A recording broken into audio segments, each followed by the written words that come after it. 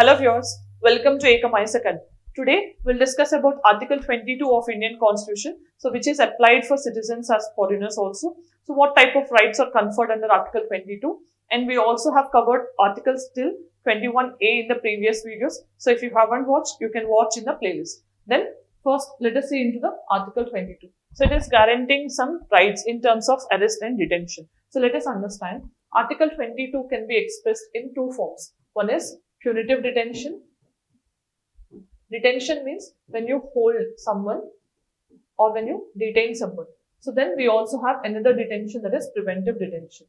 So both of these provisions are generally covered under Article 22. So this is applicable for both citizens and foreigners. Let us understand what is this punitive detention. That means after doing some offense or crime, if you are detained by the legal authority, then we call it as punitive detention in the form of punishment after doing some particular crime, right? Then we call it as punitive detention. But in case without doing crime or any offense, if there is some suspicion, on mere suspicion, if you are being detained so that you are not able to do that particular act, then it is preventive detention. That means you are preventing some person from doing an act based on suspicion or apprehension. So this is what the fundamental difference. Now let us understand what type of rights are guaranteed to the persons who are arrested under, or like say already arrested, or you can say under punitive detention. So first thing, he need to be informed of the grounds of his arrest. Informed of grounds of arrest, right? So then second, he also have the right to consult his legal practitioner. So any person, legal advisor or practitioner can be consulted so that he can have his case argued in that particular case. Then within 24 hours of time, he should be produced before the magistrate. So this is excluding the journey time. So until unless the magistrate further orders for detention, then only that person can be detained. Otherwise, he has to be released after 24 hours of time.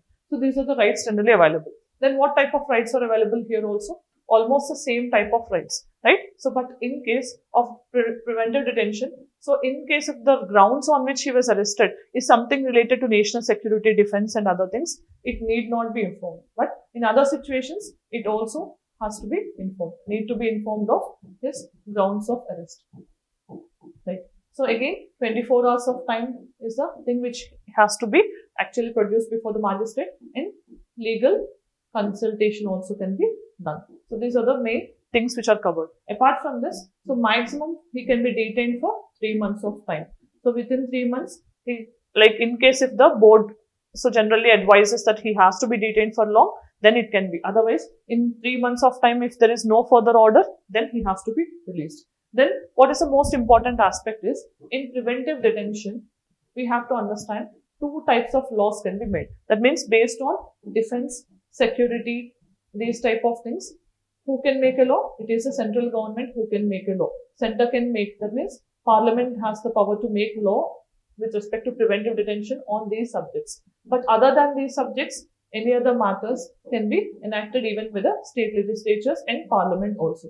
That means, so both are empowered to make laws on preventive detention, provided that should fall under these subjects. We have to remember, no other democracy has such law in the form of preventive detention. So preventive detention is where a person actually is not doing any crime, but based on suspicion that he may do, we are arresting and detaining that particular person. So the persons who are under preventive detention also can contest and they can vote elections. There is nothing that is barring them, but they will be under custody or watch for some time. Then let us see the practice question.